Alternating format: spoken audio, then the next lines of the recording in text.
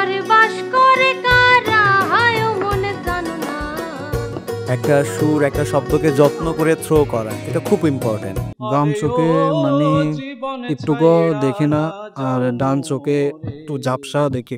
লোকে বলে মন দিলে মন পাওয়া যায় সই,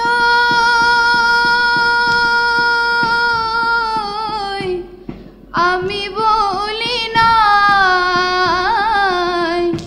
মন শুধু নিতে। দাদাকে ইয়েস কার্ড দেওয়া যায় কি বলেন? বারে ওরে আর এবার রেলজি বাস করলে পাঁচকালি না। আচ্ছা আইয়ু তোমাকে আমরা আপাতত ওয়েটিং এ রাখছি। আমি তোর পিরিতের মোরা, আমি তো তোমার পিড়িতে মরে গেলাম।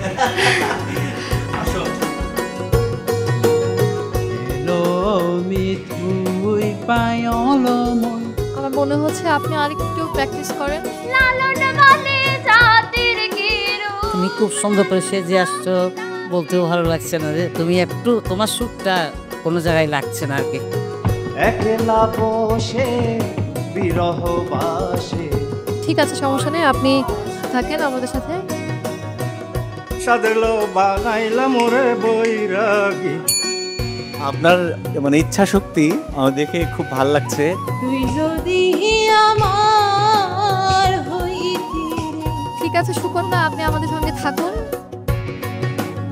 আমি একটা লালন পাগল, পাগলা লালন কয় লোকে আমায়। আপনি খুব ভালো বাজান এটা। যন্ত্রের সাথে যেমন প্র্যাকটিস করবেন, যন্ত্র ছাড়া প্র্যাকটিস এটাও করবেন। আরে হাইলা লোকের লাগলে বাঁকা।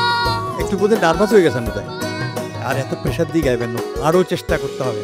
তোমার ঘরে বাস করে কারা হায় মনে জানো না। একটা সুর একটা শব্দকে যত্ন করে থ্রো করা এটা খুব ইম্পর্টেন্ট। আপনি সেটা করেছেন, আর ইয়েস কার্ড দেই দিবি।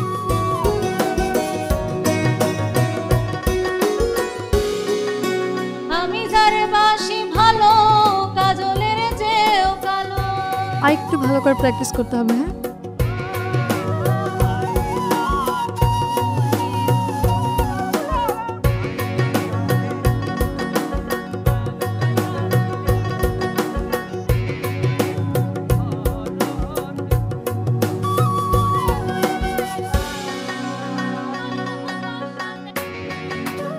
আরে ও জীবনে রে, বাম চোখে মানে একটুকু দেখি না, আর ডান চোখে একটু ঝাপসা দেখি।